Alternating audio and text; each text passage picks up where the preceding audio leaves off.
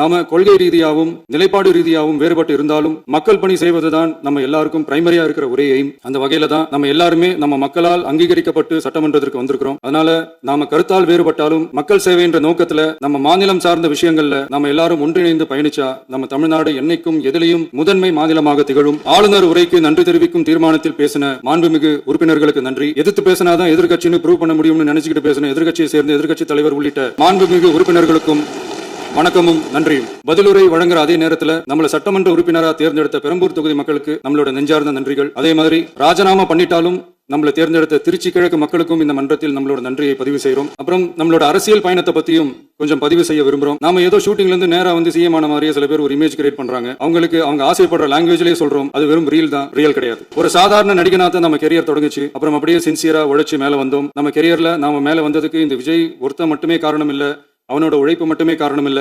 இந்த விஜயோட உழைப்புக்கும் உயர்வுக்கும் பின்னாடி இருக்கிற ஒட்டுமொத்த தமிழ்நாட்டு மக்களோட அன்பும் அரவணைப்பும் தான் காரணம். ஒவ்வொரு வீட்டுல இருக்க ஒவ்வொருத்தரும் நம்மள அவங்க வீட்டுல ஒருத்தனா ஏத்துக்கிட்டது தான் நமக்கு கடவுளும் மக்களும் தந்த மிகப்பெரிய வரம். அதுக்காகவே கடவுளுக்கு சமமான நம்மளோட சொந்தங்களான தமிழக மக்கள் அனைவருக்கும் மீண்டும் மீண்டும் நன்றி. எல்லாரும் கட்சி ஆரம்பிச்சுட்டு தான் ஒவ்வொரு வீட்டுக்குள்ளேயும் போவாங்க. ஆனா நாம ஒவ்வொரு வீட்டுக்குள்ளேயும் போனதுக்கு அப்புறம் தான் கட்சியவே ஆரம்பிச்சிருக்கிறோம். ஒவ்வொரு வீட்டுல ஒவ்வொருத்தரும் நம்மள அவங்க பிள்ளையா, மகனா, அண்ணனா, தம்பியா ஏத்துக்கிட்டதும் இயல்பா நடந்து தமிழ்நாட்டு மக்களோட மனசுக்குள்ள போறதுக்கு நாம பட்ட பாடு நமக்கு மட்டும்தான் தெரியும். இதெல்லாம் புரிஞ்சாலும் புரியாத மாதிரி இருக்கிறவங்க தான் நம்மள நடிகன் என்று சொல்லியும் நம்ம கட்சியை நடிகன் கட்சின்னு சொல்லியும் சில நக்கல் நையாண்டி இதெல்லாம் பேசுவாங்க. அதை பத்தி நமக்கு கவலை இல்லை. இப்படி நம்ம அரசியல் பயணம் ரொம்ப டிரான்ஸ்பரண்டா தான் ஆரம்பிச்சிருக்கு. இந்த 2026 தேர்தல்ல கூட்டணியே இல்லாமல் தனியா நின்னோம். மக்கள் நம்மள தெளிவா புரிஞ்சுக்கிட்டதாலையும் நம்ம டிவிகே தோழர்களோட உழைப்பாலையும் நாம 35% வாக்குகளை வாங்கினோம். 1,72,00,000 வாக்குகளோட தமிழ்நாட்டிலேயே தனி பெரும் கட்சியா வந்தோம். தமிழக மக்களாலையும் நம்மளோட ஆதரவு இயக்கங்களாலையும் இதோ இன்னைக்கு இங்க நம்ம டிவிகே ஆளும் கட்சியா உட்கார்ந்துருக்கிறோம். இந்த ஆளும் கட்சியா ஆனதும் அவ்வளவு சாதாரணமாலாம் நடந்துடல. 2.25 வருஷத்துல ஆட்சிக்கு வந்துட்டீங்கன்னு ரொம்ப கிண்டலா கேலியா சிலர் பேசுறாங்க. எங்களோட இந்த 2.25 வருஷ டிராவல்ல எவ்வளவு வலியும் வேதனையும் இருக்குது. நம்மளோட மக்கள் சந்திப்புக்கே அவ்வளவு இடையூறு, அவ்வளவு தடைகள், ஊர் உலகத்துல யாருக்கும் இல்லாத ஒண்ணா நமக்கு மட்டுமே தனியா ஸ்பெஷலா எக்ஸ்க்ளூசிவா நிறைய நிபந்தனைகள், நெருக்கடிகள், கட்டுப்பாடுகள், நம்மள சந்திக்க வர்ற மக்களுக்கு சரியான பாதுகாப்பு இல்லாம, நம்ம கூட்ட நிகழ்ச்சிக்கு போதுமான பாதுகாப்பு இல்லாம, இன்னும் வெளியே சொல்ல முடியாத நிறைய சூழ்ச்சிகள் எல்லாத்தையும் தாண்டி தான் நாம இந்த இடத்துக்கு வந்திருக்கிறோம். But still miles to go. நம்ம டிராவல்ல எல்லாத்துக்கும் உச்சமா நம்மளோட சொந்தங்கள், நம்மளோட உறவுகள் 41 பேர் கரூர் சம்பவத்துல இழந்த வேதனை எல்லாம் எப்படி சொல்றதுனே தெரியல. நம்ம மனசு விட்டு என்னைக்கும் அந்த வலியும் வேதனையும் நீங்கவே நீங்காது. அதுலயும் நம்ம மேலேயே பழி போட்ட கொடுமையெல்லாம் இருக்கும் பாருங்க, அதெல்லாம் வேற லெவல். என்னத்துக்கு அப்படி எல்லாம் செஞ்சாங்கன்னு தெரியல. அரசியல்னா இப்படி எல்லாம் கொடூரமா இருக்கணுமா? சரி விடுங்க. இந்த விஜய் இவனோட மக்களுக்காக எதையும் தாங்க தயாராகிட்டான். இவ்வளவு பெயின்ஃபுல்லான நம்ம பொலிட்டிக்கல் டிராவல்ல நம்மளோட மிகப்பெரிய ஆறுதலும் பலமும் என்ன தெரியுமா? என் நெஞ்சில் குடியிருக்கும் என்னோட தமிழ்நாட்டு மக்களும், என் உயிருக்கு உயிரான என்னோட தோழர்களும் தான். அவங்களோட பலத்தால தான் அன்னைக்கு 1967ல முன்னாள் முதல்வர் மாண்புமிகு அறிஞர் அண்ணா அவர்கள் தலைமையில் அமைஞ்ச சாமானியர்களோட ஆட்சி மாதிரி 1977ல முன்னாள் முதல்வர் மாண்புமிகு புரட்சித் தலைவர் எம்ஜிஆர் அவர்கள் தலைமையில் அமைஞ்ச மிக சாமானியர்களோட ஆட்சி மாதிரி இதோ இன்னைக்கு அதே வரிசையில 2026 சட்டமன்ற தேர்தல்ல இந்த விஜயோட தோழர்கள் இடம்பெற்ற ஒரு மிக மிக சாமானியர்களின் ஆட்சி அமைஞ்சிருக்கு. வாகை சூடும் வரலாறு திரும்பி இருக்கிறது. இப்படி ஒரு தீர்ப்பை மக்கள் அளிச்சதுனால தான் தமிழக வரலாற்றில் ஒரு மகத்தான கூட்டணி ஆட்சியை நாம் அமைச்சிருக்கிறோம். இளைஞர்களால என்ன செய்ய முடியும், பெண்களால என்ன செய்ய முடியும்னு கேட்டவங்களுக்கான பதில் தான் இன்னைக்கு அமைஞ்சிருக்கிற நம்ம ஆட்சி. ஒரே ஒரு குடும்பம் மட்டும் முக்கியம்னு சொல்றது நம்மளோட ஆட்சி அதிகார அரசியல் இல்ல. தமிழ்நாட்டில் இருக்கிற ஒவ்வொரு குடும்பமும் முக்கியம்னு சொல்றது தான் நம்ம அரசியல், நம்மளோட ஆட்சி அதிகாரம், அதான் நம்மளோட மனசாட்சி உள்ள மக்கள். 2026 தேர்தலில் யாராலும் உடைக்கவே முடியாதுன்னு சொன்ன மதத்தை உடைச்சோம், சாதியை உடைச்சோம், முக்கியமா காசு கொடுத்து ஓட்டு வாங்குற ஒரு நச்சு கலாச்சாரத்தையே சுக்கு நூறா தூள் தூளா உடைச்சிருந்தோம். நாம கிளீன் கவர்னன்ஸ் அண்ட் குட் கவர்னன்ஸ்ல உறுதியா இருக்கிறோம். இப்ப மட்டும் இல்ல, எப்பவுமே இப்படிதான் இருப்போம். இதுல 100% இது உண்மைன்றதுனாலதான் பாரம்பரியமான தினத்தந்தி பத்திரிகை ஊழலின் ஊற்றுக்கண் அடைக்கப்படுகிறதுன்னு 16/6/2026 அன்னைக்கு ஒரு தலையங்கமே எழுதி, ஒரு தவறு செய்தால் அது தெரிந்து செய்தால் அவன் தேவன் என்றாலும் விடமாட்டேன் என்று எம்ஜிஆர் அன்று பாடினார். அதை இன்று விஜய் செயலில் காட்டுகிறார்னு அந்த எடிட்டோரியல்ல எழுதி. இந்த நேரத்துல தினத்தந்திக்கு நம்மளோட நன்றியை தெரிவிச்சுக்கிறோம். அரசியலுக்கு வந்து 2 வருஷம் தான் ஆகுது. உங்களுக்கு என்ன தெரியும், உங்களால என்ன முடியும்னு கேலியா கேட்டவங்களுக்கு தினத்தந்தியோட பதிலை இப்போதைக்கு போதும்னு நினைக்கிறேன். என்னென்னமோ செய்வான்னு சொல்றானே இந்த விஜய், பல வருஷமா இருக்கிற ஒரு பதவி வெறி பிடிச்ச அரசியலை உடைச்சு எப்படி செய்வான்னு நம்ம மக்களை யோசிச்சிருவாங்க. இதோ இப்போ நம்ம மக்களுக்கு புரிஞ்சிருக்கும். இப்பவும் சொல்றோம், இது வெறும் ஆரம்பம் தாங்க. இந்த மாபெரும் சபையிலிருந்து கேட்கிற மக்களே, நமக்கு கொஞ்சம் அவகாசம் கொடுங்க. இதுக்கு முன்னாடி, அதாவது 2017 கடைசியில இருந்து 2026 ஏப்ரல் வரைக்கும் இருந்த புண்ணியவான்கள் ஆட்சியில ஒவ்வொரு டிபார்ட்மெண்ட்லயும் போட்ட ஏராளமான ஓட்டைகளை அடைச்சிக்கிட்டே படிப்படியா மக்களுக்கு நல்லதையும் செஞ்சுக்கிட்டே வருவோம். அதனாலதான் நமக்கு எதிரா யாரோ சேரவே மாட்டாங்கன்னு நினைச்சவங்க எல்லாம் ஒன்னா சேர்றாங்க. நம்ம ஆட்சிக்கு டேட்டு குறிக்கிறாங்க.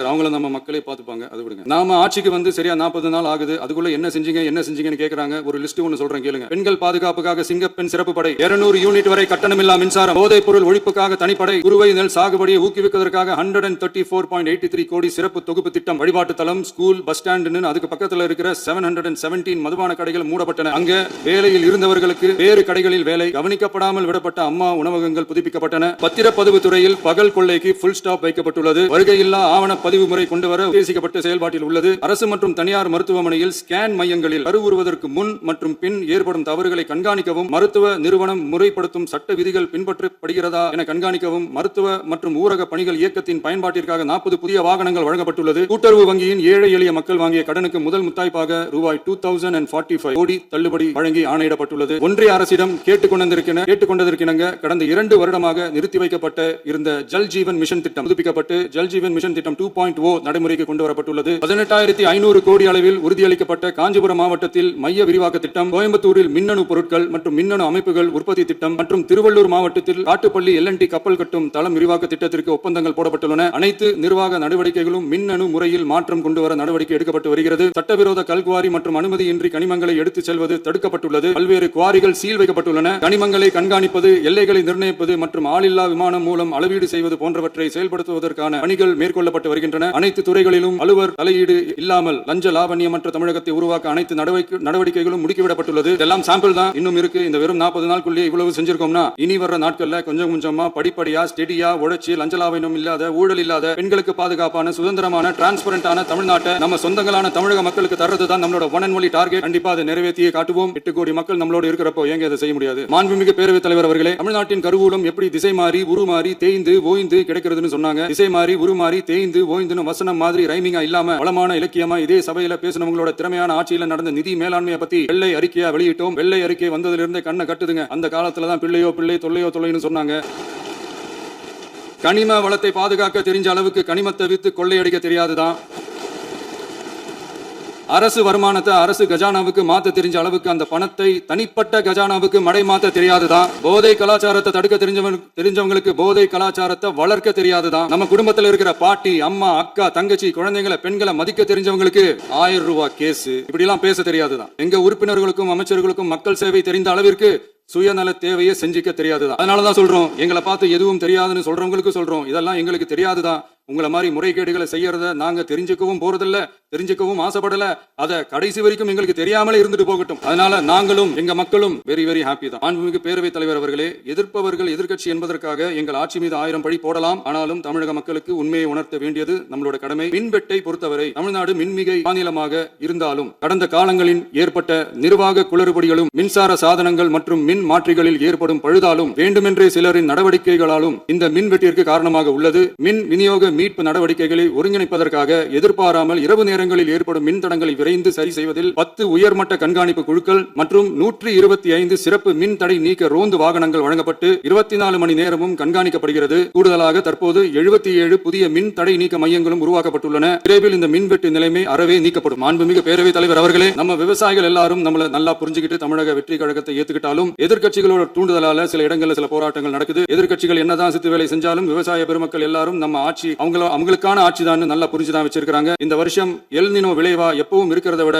இந்த டைம் மழை குறையுங்கிறதையும் நம்ம விவசாயிகள் உணர்ந்துதான் இருப்பாங்க. இருந்தாலும் நம்ம அரசு நம்ம விவசாயிகளோட வாழ்வாதாரத்துக்காக பக்கபலமாகவும் உறுதியாகவும் துணை நிற்கும்ங்கிறத தெரிவிச்சுக்கிறோம். நம்ம தமிழகத்தில் ஏற்கனவே நடந்த அதி அற்புதமான சூப்பரான நிர்வாக திறன் கொண்ட 50 வருஷ அரசியல் அனுபவம் கொண்ட 2.0, 3.0, 4.0 பல 0.0 மாடல் ஆட்சி நடத்த கனவு கண்டவங்களோட அட்டகாசமான ஆட்சிக்காரங்க பல்வேறு விதமான நிதி நெருக்கடியை நம்ம மக்களுக்கு நமக்கும் பரிசா கொடுத்துட்டு போய் இருந்தாலும் கூட்டுறவு வங்கிகளின் மூலம் 75,000 வரை பயிர்கடன் பெற்று குறு சிறு இதர பெரு விவசாயிகளுக்கு 100% முழுமையான பயிர்கடன் தள்ளுபடியும், 75,000க்கு மேல் கடன் பெற்றவர்களுக்கு குறைந்தபட்சமாக 35,000 பண பயன் கிடைக்கும் அளவிற்கு மொத்தம் 14,43,504 விவசாயிகளுக்கு ரூபாய் 5,932.23. மாண்புமிகு பேரவைத் தலைவர் அவர்களே, நாம ஒன்றியத்தில் கூட்டுறவு கூட்டாட்சி, மாநிலத்தில் சுயாட்சி என்ற கொள்கையை கொண்டவங்க தான் ஏற்கனவே அறிவிச்சிருக்கிறோம். தற்போதைய ஒன்றிய அரசு சார்ந்த கட்சியுடன் அரசியலில் கொள்கை அளவில் நேர் எதிராக நிக்கிறவங்க தான் நாம. அதே சமயத்தில் எடுத்தாலும் கண்ணை மூடிக்கிட்டு ஒன்றிய அரசோட மோதல் போக்கை விரும்புறவங்க நாம இல்ல. நமக்கு எப்பவுமே தமிழகத்தின் வளர்ச்சி மட்டும்தான் முக்கியம். அதுக்காக நம்மளோட அரசியல் ரீதியான கொள்கைகளையோ மாநில உரிமைகளையோ கொஞ்சம் கூட விட்டு கொடுக்கவே மாட்டோம். அதுல ரொம்ப தெளிவாகவும் உறுதியாகவும் இருக்கிறோம். இனியும் இப்படித்தான் இருப்போம். அதுல ஒருபோதும் மாற்றமே இருக்காது. அதனால இதுல யாரு திசை திருப்ப வேலையில் ஈடுபட்டாலும் அவங்க எல்லாரும் மக்கள் மத்தியில் தோற்பது உறுதி. எனவே நம்ம மக்களுக்கோ சிறுபான்மை சகோதரர்களுக்கோ நம்ம ஆதரவு இயக்கங்களுக்கோ எந்தவித சந்தேகமும் வேண்டாம். நாம் யாரோட டீமும் இல்ல. நம்ம எப்பவுமே பியூரான பீப்புள்ஸ் டீம். இன்னும் சொல்ல போனா நாம secular team, social justice team. மாண்புமிகு பேரவைத் தலைவர் அவர்களே, அரசு விழாக்கள், கல்வி நிறுவனங்கள் மற்றும் பல அதிகாரப்பூர்வ நிகழ்ச்சிகளோட தொடக்கத்துல நம்ம தமிழ் தாய் வாழ்த்த பாடுறதுதான் வழக்கமா இருக்கு. தமிழ் தாய் வாழ்த்த பொறுத்த வரைக்கும் நம்ம அரசு இதுல நம்மளோட உறுதியான நிலைப்பாட்டை ஒன்றிய அரசுக்கு மிக தெளிவா தெரிவிச்சிருக்கு. அது இல்லாம இதில் மாநில அரசின் கொள்கைக்கு ஏற்ப ஒன்றிய அரசின் அறிவிக்கையில் திருத்தம் மேற்கொள்ள கோரிக்கையும் விடுக்கப்பட்டுள்ளது. நீட் தேர்வை பொறுத்தவரை கிராமப்புற மற்றும் பொருளாதார ரீதியாக பின்தங்கிய மாணவர்களுக்கு சமமான வாய்ப்பை வழங்குவதில்லை. மருத்துவ கல்வியில் சமூக நீதி மற்றும் சம வாய்ப்பை நீட் பாதிக்கிறது என்பதை உணர்கிறோம். எனவே மருத்துவ படிப்புகளுக்கான சேர்க்கையை 12ஆம் வகுப்பு மதிப்பெண்களின் அடிப்படையில் நடத்த வேண்டும் என்று நமது அரசு வலியுறுத்தி வருகிறது. மத்திய அரசிடம் நீட்டிலிருந்து தமிழ்நாட்டிற்கு விலக்கு வழங்க வேண்டும் என்று கோரிக்கை விடுத்துள்ளது. மாண்புமிகு பேரவைத் தலைவர் அவர்களே, பேரறிஞர் அண்ணா அவர்கள் தலைமையிலான அரசு 1968 இருமொழி கொள்கையை நடைமுறைப்படுத்தியது. தமிழ் ஆட்சி மொழி, தமிழ் மொழியை பாதுகாப்பது, மாணவர்களுக்கு ஆங்கிலத்தின் மூலம் உலக அளவிலான வாய்ப்புகளை வழங்குவது, எந்த ஒரு மொழியையும் கட்டாயமாக திணிப்பதை தவிர்ப்பது மற்றும் எதிர்ப்பது, நிலத்தின் மொழி மற்றும் பண்பாட்டு அடையாளத்தை பேணுவது என்பதை நம் தமிழக வெற்றிக் கழக ஆட்சி ஏற்றுக்கொண்டுள்ளது. எனவே தமிழ்நாட்டில் தமிழ் ஆட்சி மொழி மற்றும் இருமொழி கொள்கை என்பதில் நமக்கு மாற்று கருத்தே இல்லை. மாண்புமிகு பேரவைத் தலைவர் அவர்களே, கடந்த 11/6/2026 அன்று நடந்த நிதி ஆயோக் கூட்டத்தில் தமிழ்நாடு அரசின் சார்பாக கலந்து கொண்டு வறுமையற்ற தமிழ்நாடு இயக்கம் உருவாக்க தேவையான நிதியையும், தமிழ்நாட்டுக்கு 2 எய்ம்ஸ் மருத்துவமனைகளை தருமாறும், மருத்துவம் மற்றும் பல் மருத்துவ படிப்பிற்கு 12ஆம் வகுப்பு மதிப்பெண் அடிப்படையில் இடங்களை நிரப்புதல் குறித்தும், செயற்கை நுண்ணறிவு தொடக்க நிறுவன வளர்ப்பு மையங்கள் தமிழ்நாட்டில் அமைக்கவும், இளைஞர் திறன் மற்றும் வேலைவாய்ப்பு இயக்கம் செயல்படுத்த வேண்டியும், பெண்கள் தலைமையிலான வளர்ச்சி குறித்தும், மீனவ சமுதாயங்களின் வாழ்வாதாரம் மற்றும் மீன்பிடி படகுகள் மற்றும் மீனவர்களை விடுவித்தல் குறித்து நிரந்தர நடவடிக்கை எடுக்க வேண்டியும், காலநிலை தாங்கும் தன்மை பெருந்திட்டம் 2045 கீழ் விண்வெளி உற்பத்தி மையத்தை தேசிய விண்வெளி உற்பத்தி மையமாக அறிவிக்க கோரியும், தமிழ்நாட்டில் சாலை போக்குவரத்து, நெடுஞ்சாலை மற்றும் ரயில்வே அமைச்சகத்தின் மேம்பாட்டு குறித்தும், அனைத்து கிராமங்களையும் டிஜிட்டல் இணைப்பு வசதி ஏற்படுத்துதல் குறித்தும், கூட்டு குடிநீர் திட்டம் தொடரவும், அரசின் விழாக்களில் தமிழ் தாய் வாழ்த்துக்கான முதலிடத்திற்கான கோரிக்கையும், மேகதாது அணை கட்டுமான நிறுத்தத்தை உறுதிப்படுத்தவும், மாநிலத்தின் மீது மும்மொழி கொள்கையை வற்புறுத்தாமல் புதிய கல்விக் கொள்கையை திணிக்காமல் தமிழகத்திற்கான கல்வித் தொகை ரூபாய் 3284 கோடியை விடுவிக்க கோரியும், ஆண்டுதோறும் 5 லட்சம் இளைஞர்களுக்கு உதவி தொகையுடன் கூடிய பணியினை தொழில்நுட்ப பயிற்சி வழங்க ஒத்துழைப்பு வழங்குமாறும், ஒகேனக்கல் 3ஆம் கட்ட கூட்டு குடிநீர் திட்டத்திற்கான நிதி ரூபாய் 2283.40 விடுவிக்கவும், வேலை வாய்ப்பு மற்றும் வாழ்வாதாரத்துக்கான உத்தரவாத திட்டத்தின் கீழ் வேலை வாய்ப்புகளை உருவாக்க உடனடி நடவடிக்கை மேற்கொள்ள வேண்டியும் மற்றும் திருக்குறளை தேசிய இலக்கியமாக அறிவிக்குமாறும் தமிழ்நாடு சார்பில் பேசியுள்ளோம் என்பதை தெரிவித்துக் கொள்கிறோம். மாண்புமிகு பேரவைத் தலைவர் அவர்களே, அண்டை மாநிலங்களுடனான நட்புறவு ஒரு மாநிலத்தின் வளர்ச்சிக்கும் நாட்டின் ஒற்றுமைக்கும் மிகவும் அவசியமானது. தமிழ்நாடு தனது அண்டை மாநிலங்களுடன் நதி நீர் பங்கீடு, பொருளாதாரம், கல்வி, கலாச்சாரம் மற்றும் போக்குவரத்து துறைகளில் நல்லுறவை பேணி வருகிறது. பரஸ்பர மரியாதை, ஒத்துழைப்பு மற்றும் கூட்டாட்சி தத்துவத்தின் அடிப்படையில் அண்டை மாநிலங்களுடனான நட்புறவை வலுப்படுத்தவும் நமது ஆட்சியில் காக்கப்படுகிறது. மாண்புமிகு பேரவைத் தலைவர் அவர்களே, சட்டம் ஒழுங்கு பத்தி பேச்சு வந்தது. சட்டம் ஒழுங்கு சரியா இருக்கணும் அப்படின்றதுல எங்களுக்கு மாற்று கருத்தே கிடையாது. கண்டிப்பா லா அண்ட் ஆர்டர் கரெக்டா இருக்கணும், கரெக்டா இருக்கும், இருக்க வைப்போம். அதே மாதிரி பெண்கள் பாதிக்கப்படுறதையும் இங்க யாராலும் சகிச்சுக்கவே முடியாது. அதுக்கான கடுமையான நடவடிக்கைகள் நம்ம அரசு எடுத்துக்கிட்டு இருக்கிறோம். சிங்கப்பெண் சிறப்பு அதிரடி படை கூட அதுக்கான ஒரு ஃபர்ஸ்ட் ஸ்டெப் தான். அதே மாதிரி இந்த போதைப் பொருள் நடமாட்டம் அதை கண்ட்ரோல் பண்றதுக்கும் நம்ம அரசு கடுமையான நடவடிக்கைகள் எடுத்துக்கிட்டு இருக்கிறோம். அதையும் கண்டினியூ பண்ணி எடுப்போம். மாண்புமிகு பேரவைத் தலைவர் அவர்களே, இப்ப நான் சொன்ன இந்த பிரச்சனைகள்லாம் 2026 போன மாசம் மே மாசம் 10ஆம் தேதி புதுசா வந்துடல. இதெல்லாம் பல வருஷமா இருக்கிற பிரச்சனைகள் தான், பல வருஷமா கண்டுக்காம விட்ட பிரச்சனைகள் தான். இன்னைக்கு எதிர்க்கட்சிக்காரங்க அதை பத்தி கேட்கும் போது எனக்கு அது அக்கறையா தெரியல, அவதூறு அரசியலா தான் தெரியுது, பழி போட்ட அரசியலா தான் தெரியுது. இப்படி அவதூறு பழி போடுறவங்களை பார்த்து ஒன்னே ஒண்ணுதான் கேட்கணும்னு தோணுது. அந்த 9-10 மாசமா நம்ம ஸ்டேட்ல சட்டம் ஒழுங்கு டிஜிபியே இல்ல. சட்டம் ஒழுங்கு டிஜிபியை போடுங்கன்னு சொல்லி எல்லாம் ஒஞ்சி போயிட்டோம். போன ஆட்சியில நடந்ததுக்கெல்லாம் இப்பதான் விடையை கண்டுபிடிக்கும். நம்ம ஆட்சியில் போதைப் பொருள் நடமாட்டம் எல்லாம் தாறுமாறா அப்படியே பரவி கொட்டி கிடக்குது. இதெல்லாம் இனிஷியல் ஸ்டேஜ்லயே யார் கண்ட்ரோல் பண்ணிருக்கணும்? போலீஸ் டிபார்ட்மெண்ட் அப்ப யார் கையில இருந்தது? இத்தனை கேள்வி நம்மள பார்த்து கேட்கறாங்களே, ஒரே ஒரு கேள்வி தான் நான் கேட்கணும்னு தோணுது. போலீஸ் டிபார்ட்மெண்ட் கையில வச்சுக்கிட்டே பிகினிங்லயே இனிஷியல் ஸ்டேஜ்லயே இந்த போதைப் பொருள் நடமாட்டத்தை ஏன் கண்ட்ரோல் பண்ணல? மனசாட்சி உள்ளவங்க இந்த பிரச்சனை எல்லாம் ஏன் நடக்குதுன்றது அவங்களுக்கே நல்லா தெரியும். நீங்க சட்டம் ஒழுங்கு பத்தி கேள்வி கேட்க கூடாது அப்படின்னா தாராளமா கேட்கலாம். இது ஜனநாயக அரசு, மன்னராட்சி எல்லாம் கிடையாது, மனசாட்சி உள்ள மக்களாட்சி. அதனால கேள்வி கேட்கலாம், எல்லாருக்கும் எல்லா உரிமையும் உண்டு. விமர்சனம் செய்யலாம், எல்லாருக்கும் எல்லா உரிமையும் உண்டு. ஆனா நம்ம ஆட்சியில என்ன நடவடிக்கைகள் எடுத்திருக்கோன்றது தெரிஞ்சுக்கிட்டு அதுக்கேற்ற மாதிரி ஒரு நடுநிலையா பேசுனீங்கன்னா கொஞ்சம் நல்லா இருக்கும். சட்டம் ஒழுங்கு பத்தி யாருக்கு என்ன யோசனை இருந்தாலும், மக்கள் நலனுக்காக யாருக்கு என்ன யோசனை இருந்தாலும் அது தாராளமாக சொல்லலாம். நம்ம அரசு அது காது கொடுத்து கேட்கும். ஆனா நம்ம அரசினுடைய நிர்வாகத்திறன் அதை பத்தி பேசுறவங்களுக்கு ஊரடிச்சு உலையில போட்டு ஊழல் மேல ஊழலா செஞ்சுக்கிட்டு அதுல இருந்து தப்பிக்கிறதுக்கு பேர் தான் நிர்வாகத்திறன் அப்படின்னு சொன்னா, அப்படிப்பட்ட ஒரு ஊழல் செய்யற நிர்வாகத்திறனை நம்ம அரசு ஒரு நாளும் செய்யாது. பொட்டி பெட்டியா பணத்தை வச்சுக்கிட்டு பெட்டியை வச்சு எல்லாம் செஞ்சுக்கிட்டு போதைப் பொருள் பாதுகாவல் கழக மாடல் அரசாங்கம் செஞ்ச ஒவ்வொரு ஊழலா வெளியில வந்துகிட்டு டாஸ்மாக்ல பார்ட்டி ஃபண்ட் கட்சி நிதி அப்படின்ற பேர்ல அடிச்ச கொள்ளையெல்லாம் ஒண்ணுன்னா இப்போ கவர்மெண்டோட கஜானாவுக்குள்ள கொண்டு சேர்த்துக்கிட்டே இருக்கிறோம். பல டிபார்ட்மெண்ட்லயும் மறுபடியும் சொல்றேன், கட்சி நிதின்ற பேர்ல அடிச்ச கொள்ளைய ஒண்ணா கவர்மெண்டோட கஜானாக்குள்ளேயே கொண்டு சேர்த்துக்கிட்டே இருக்கிறாங்க. இப்பவும் சொல்றேன், மக்கள் பணத்துல இருந்து ஒரு பைசா கூட தொடமாட்டோம், தொடவும் விடமாட்டோம், தொட்டா விடமாட்டோம், இதுக்கு முன்னாடி தொட்டவங்களையும் விடமாட்டோம். ஒவ்வொரு ஊழலா வெளியில வரும் போல, ஒவ்வொரு வேஷமா கலைஞ்சிரும் போல இங்க இருக்கிற நிறைய பேரு நடுங்கி போய் இதுல நம்ம மேல அவதூறு வேற. இப்ப புதுசா ஒரு வெப்பன் ஒண்ணு கொண்டு வந்திருக்காங்க. அது என்ன தெரியுமா? அவங்க தயவால தான் நம்ம ஆட்சி நடக்குதா. மக்கள் தயவால இந்த ஆட்சி நடந்துகிட்டு இருக்கு. மனசாட்சி உள்ள சக்திகளோட ஆதரவால இந்த ஆட்சி நடந்துகிட்டு இருக்கு. அனுப்பி வச்சோம், நாங்க தான் அனுப்பி வச்சோம் அப்படின்றாங்களே. அனுப்பி வச்சவங்களுக்கு மினிஸ்ட்ரியில இடம் கொடுத்தா ஏன் கதறீங்க? ஏன் இவ்வளவு கோவம்? ஏன் இவ்வளவு கதறல்? இதுல இன்னொரு முக்கியமான விஷயம், மார்க்சிஸ்ட் கம்யூனிஸ்ட் கட்சி நமக்கு ஆதரவு கொடுத்தது சுயேட்சையா எடுத்த முடிவுன்னு சொல்றாங்க. அதே மாதிரி இந்திய கம்யூனிஸ்ட் கட்சி நமக்கு ஆதரவு கொடுத்தது சுயேட்சையா எடுத்த முடிவுன்னு சொல்றாங்க. இதுல எங்க இருந்து நாங்க தான் அனுப்பி வச்சோம், நாங்க தான் அனுப்பி வச்சோம்னா புரியல. மக்களுக்கு நல்லா புரியும், எல்லாத்தையும் தெளிவா. சமூக நீதி அரசு, சமூக நீதி அரசுன்னு சொல்றவங்கள பார்த்து கேக்குறேன், நம்ம பட்டியலின சகோதரர்களுக்கு எத்தனை அமைச்சர் பதவி கொடுத்தீங்கன்னு கொஞ்சம் சொல்ல முடியுமா? ஆனா நம்மளுடைய அரசுல 8 அமைச்சர் பதவிகள் யாருக்கு? நம்ம பட்டியலின சகோதரர்களுக்கு. எல்லாம் நம்ம அண்ணன், நம்ம தம்பி, நம்ம தங்கச்சிங்க. அண்ணல் அம்பேத்கர் அவர்களுடைய கிட்டத்தட்ட 100 ஆண்டு கால கனவு இப்ப நிறைவேறி இருக்கு. ஏன் கொஞ்சம் சவுண்டா பேசுறேன் அப்படின்னா அவங்களுக்கு கேட்கணும்ன்றதுக்காக தப்பா எடுத்துக்காது. அதே மாதிரி பெண்களோட பாதுகாவலர் நாங்க தான் அப்படின்னு சொல்லிக்கிறவங்கள கேட்கிறேன், எத்தனை பெண்களுக்கு அமைச்சர் பதவியில இடம் கொடுத்தீங்க கொஞ்சம் சொல்ல முடியுமா? எங்க அரசுல 4 சகோதரிகளுக்கு அமைச்சர் பதவி கொடுத்திருக்கிறோம். 4 சகோதரி மக்களால் நிராகரிக்கப்பட்டு மக்களால் அகற்றப்பட்டவங்களுக்கு ஒண்ணு சொல்லிக்கிறோம், தப்பே செய்ய மாட்டோம், ஊழலே செய்ய மாட்டோம், நேர்மையா தான் இருப்போம், நியாயமா தான் இருப்போம் அப்படின்னு சொல்றவங்களால மட்டும்தான் கூட்டணி ஆட்சி அமைக்க முன்வரும். ஆட்சியிலும் பங்கு, அதிகாரத்திலும் பங்கு கொடுக்க முன்வரும். ஊழலே ஊறி போனவங்களால இந்த கூட்டணி ஆட்சியோ ஆட்சியிலும் பங்கு அதிகாரத்திலும் பங்கு கொடுக்க முன்வராது. மெஜாரிட்டி இருந்தாலும் தரமாட்டாங்க, மெஜாரிட்டி இல்லனாலும் தரமாட்டாங்க. கேட்டா ரெடிமேடா ஒரு பதில் ஒண்ணு வச்சிருப்பாங்க. கூட்டணி ஆட்சியை மக்கள் விரும்ப மாட்டாங்க. அதே மக்கள் தான் இப்ப அவங்கள பார்த்து சிரிக்கிறாங்க. நான் பதவியேற்ற அன்னைக்கு கொஞ்சம் டைம் அவகாசம் கேட்டேன். எதுக்கு கேட்டேன்? நிதி நிலைமை எல்லாம் கொஞ்சம் மோசமா இருக்குது, அதெல்லாம் கொஞ்சம் சரி செஞ்சுக்கிட்டு படிப்படியா கொஞ்சம் கொஞ்சமா நான் கொடுத்த வாக்குறுதிகள் எல்லாம் செயல்படுத்துவேன், அதுக்காக கொஞ்சம் டைம் அவகாசம் கேட்டேன். நான் ஏதோ வேற எதுக்காகவோ வேற யாருக்காகவோ ஏதோ அவகாசம் கேட்ட மாதிரி. அடுத்து இங்க சபையில இல்லாதவங்களை பத்தி பேச வேண்டாம்னு நினைக்கிறேன். நம்மளை பத்தி அவதூறு பரப்புறதோட மட்டும் இல்லாம இப்ப நம்ம மக்கள் மேலேயும் அவதூறு பரப்ப ஆரம்பிச்சிட்டாங்க. மக்கள் நமக்கு ஓட்டு போட்டது தப்பா, குடும்பமா நமக்கு ஆதரிச்சது தப்பா. இது இப்ப இல்ல, நான் சொல்றது எம்ஜிஆர் அவர்கள் காலத்துல இருந்தே. அப்பவே அவர் ஜெயிச்சப்போ அதே மக்களை தப்பா பேசுற மக்கள் என்ன பண்ணிட்டாங்க, எம்ஜிஆர் என்ன பண்ணிட்டாரு, எம்ஜிஆர் என்ன இது பண்ணிட்டாரு. 50 வருஷமா ஒரே டெக்னிக்கா, டெக்னாலஜி எல்லாம் மாறி வேற எங்கேயோ போயிட்டு இருக்கு. பஸ் இதுல கொஞ்சம் டெக்னிக்காச்சும் கொஞ்சம் மாத்தினா கொஞ்சம் நல்லா இருக்கும். அதனால மக்களுக்கு யூஸ்ஃபுல்லா இருக்கிற மாதிரி இந்த ஆக்கப்பூர்வமான கருத்துக்களோ ஆக்கப்பூர்வமான யோசனைகளோ இருந்தா சொல்லுங்க, அதை நாங்க டிஃபரெண்டா எடுத்துக்கிறோம். ஆனா அதை விட்டுட்டு இந்த நக்கலு நையாண்டி சம்பந்தம் இல்லாத பேச்சு இதெல்லாம் பேசிட்டு அப்புறம் முதல்வர் பதில் சொல்லல, முதல்வருக்கு பதில் சொல்ல தெரியல அப்படின்னா அப்புறம் என்ன சோஃபா மாடல் ஆட்சியா? அது என்னன்னு புரியறதுக்கு எனக்கு ரொம்ப நாள். இந்த sofa set, table chair, teapoy, furniture business எல்லாம் வேற வெளியில போய் பண்ணணும். அப்படி அந்த பிசினஸ் தான் பண்ணணும்னா நிறைய பிசினஸ் பண்ற மாதிரி வெளியில போய் பண்ண சொல்லுங்க, எங்க சட்டசபைக்குள்ள வேணாம். அதனால ஆக்கப்பூர்வமான கருத்துக்கள் இருந்தா சொல்ல சொல்லுங்க, டெஃபினட்டா சரியா இருந்தா நாங்க ஏத்துக்கிறோம். எனக்கு ஒரு குட்டி கதை ஒண்ணு ஞாபகம் வருது, சொல்லாமா? ஒரு ஊர்ல ஒரு பெரியவர் வெயில் ரொம்ப ஜாஸ்தியா இருக்குன்னு சொல்லிட்டு கண்ணுக்கு மேல கை வச்சுக்கிட்டு இப்படி சுத்தி முத்தி தேடிட்டு இருந்தாராம். அப்ப கூட இருந்த ஒரு சின்ன பையன் என்ன தேடுறீங்க அப்படின்னு கேட்டானா. அதுக்கு அந்த பெரியவர் சொன்னாரா, அது ஒண்ணு இல்ல தம்பி, உங்க அப்பா எங்கதான் இருப்பாருன்னு சொன்னாங்க, அதான் தேடிக்கிட்டு இருக்கேன். எங்க உங்க அப்பாவையா காணோம்? எங்களுக்கும் நக்கலா நையாண்டியா சம்பந்தம் இல்லாத குட்டி கதை இதெல்லாம் எங்க கதையில பெரியவர் அப்படி சொன்னாரா, தப்பா எடுத்துக்காதீங்க. அந்த கதையில பெரியவர் அப்படி கேட்டாரா, அதனால யாரும் இங்க டென்ஷன் ஆக வேணாம். அதனால இன்னொரு இந்த என்னோட உரையை முடிக்கிறதுக்கு முன்னாடி போயிட்டாங்க பேசலாம். உங்க கருத்துக்களை நீங்க முழுமையாக மன நிறைவோடு பேசலாம்.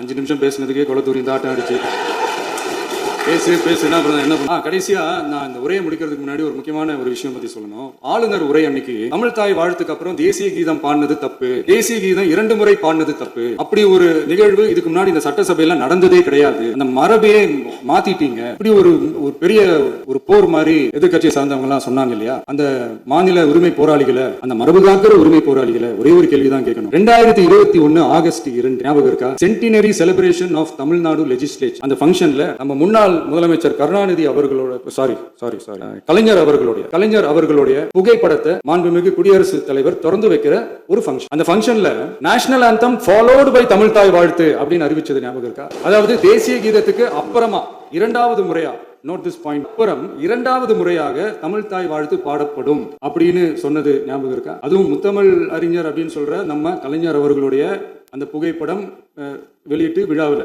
அவர் இருந்த இதே சபையில தமிழ 2வது இடத்துக்கு தள்ளினது யாருன்னு ஞாபகம் இருக்கா? அது மட்டும் இல்ல, அந்த தேசிய கீதத்தை நாட்டுப்பான் நேஷனல் ஆந்தம்னு சொல்லி அதே ஃபங்க்ஷன்ல கடைசியா ஃபங்க்ஷன் முடியும் போது செகண்ட் டைம் தேசிய கீதம் பாடினதும் ஞாபகம் இருக்கா? இதே அவையில் தான், அது அவை குறிப்பிலும் இருக்கிறது, இதே அவையில் தான் நடைபெற்றது. இந்த நேரத்தில் இந்த ஆதாரங்களை அளித்த மாண்பு முதல்வர்களுக்கு நன்றியை தெரிவித்துக் கொள்கிறேன். டவுட் இருந்தா இந்த புக்கை பார்த்து தெரிஞ்சுக்கலாம். எல்லாம் கேட்டாங்கன்னா அது ஜனாதிபதி கலந்துகிட்ட ஃபங்க்ஷன், அதெல்லாம் அப்படிதான், அதெல்லாம் கண்டுக்க கூடாது அப்படின்னு சொல்லுவாங்க. அதே மாதிரி தான் பேசுறது ஒண்ணு, செய்யறது ஒண்ணு, பேசுறது ஒண்ணு. இதெல்லாம் மக்கள் பார்த்துக்கிட்டு இருக்காங்க. எலெக்ஷனுக்கு முன்னாடி தான் அப்படி செஞ்சுக்கிட்டு இருந்தாங்க. இப்ப எலெக்ஷனுக்கு அப்புறம் அதே தான் செய்யறாங்க. இந்த விஜயையும் சாமானியர்களின் உண்மையான சமூக நீதி அரசையும் அவமானப்படுத்துறதுக்கு தான் அவங்களோட அந்த பொலிட்டிக்கல் சீனியாரிட்டி அது பயன்படுத்துது போல. செய்யட்டும், நல்லா செய்யட்டும். இப்போ ஆனாலும் நம்மளுடைய மாநில உரிமை, மொழி உரிமை, உத்தம உத்தரர் போல வேஷம் போடுற எதிர்கட்சிக்கு ஒன்றை மட்டும் ஆணித்தரமாக சொல்றோம், உங்களை மாதிரி தமிழ்னு சொல்லிக்கிட்டு மொழி பண்பாடு கலாச்சாரம்னு சொல்லிக்கிட்டு ரெட்டை வேஷம் போடுறவங்க நாங்க கிடையாது. உலகெங்கும் வாழும் என் தமிழ் சொந்தங்களுக்கு நம்முடைய உத்தரவாதம் தமிழ் தான் எங்க உயிர் நாடி அப்படின்றத மறக்க மாட்டோம். இப்பவும் சொல்றோம், மாநில உரிமையில எப்பவும் உறுதியா இருப்போம். அதே சமயத்துல அரசியல் வேற, ஒன்றிய மாநில அரசுகளுக்கு இடையே இருக்கிற நிர்வாக அணுகுமுறை வேற. இதுல நாங்க ரொம்ப தெளிவா இருக்கிறோம். அதனால எங்களுக்கு பாடம் எடுக்கிறதா நினைச்சுக்கிட்டு உங்க வேஷத்தை நீங்களே கொஞ்சம் கொஞ்சமா கலைச்சிக்கிட்டே வரீங்க, மறந்துடாதீங்க. நேற்று எதிர்க்கட்சி தலைவர், மாண்புமிகு எதிர்க்கட்சி தலைவர் பேசும்போது நிறைய பேசினாங்க. அதுல ஒண்ணு மட்டும் அரசு சொல்றதா நினைச்சுக்கிட்டு நம்மள இன்டைரக்டா ஈவில் அப்படின்ற அந்த வார்த்தையை யூஸ் பண்ணாங்க. எனக்கு ஒண்ணுதான் சொல்லணும்னு தோணுது. ஈவில்ஸ்னு டெவில்ஸ் பேசக்கூடாது. அவங்க இருந்திருந்தா ஒரு ஆக்ஷன் பண்ணணும்னு எனக்கு தோணுச்சு. எல்லாரும் போயிட்டாங்க. பர்மிஷன் பண்ணலாமா? இப்பவும் பண்ணலாம், ஒன்றும் தப்பு இல்லை.